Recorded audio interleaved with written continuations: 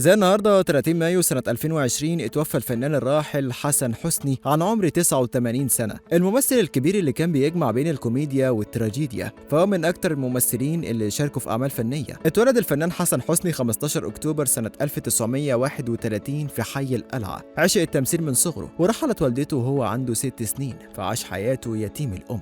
بدأ الفنان حسن حسني مشواره الفني في الستينات في المسرح العسكري، واتنقل بين مسرح الحكيم والمسرح القومي والحديث، فشارك في بطولة مسرحيات أعلى مجنون وعلى الرصيف. اتجه الفنان حسن حسني للسينما، وكانت بدايته في دور صغير في فيلم الكرنك سنة 1975، ومن أشهر أفلامه يانا يا خالتي، ودور عم بخ في الليمبي، والضابط فهيم في فيلم البريء. في التلفزيون نجح حسن حسني نجاح كبير في مسلسل عبد المنعم مدبولي أبناء الأعزاء شكرا، علشان ينطلق بعدها في الدراما، فقدم الصول في المال والبنون، والأستاذ وفاء الفنان في أرابيسك، وكان آخر أدواره مسلسل سلطانة المعز، علشان يسيب بعده تاريخ فني ما يتنسيش. عاش حسن حسني حياة أسرية هادية وبعيدة عن الأضواء. اتجوز 3 مرات، الأولى أنجب منها بنتين وتوفت، والتانية أنجب منها ولد وتوفت. أما التالتة وهي السيدة ماجدة حميدة فأنجبت منه ولد وبنت، واستمرت معاه لحد ما رحل عن دنيانا. وسنة 2013 رحلت واحدة من بناته بسبب إصابتها بمرض السرطان،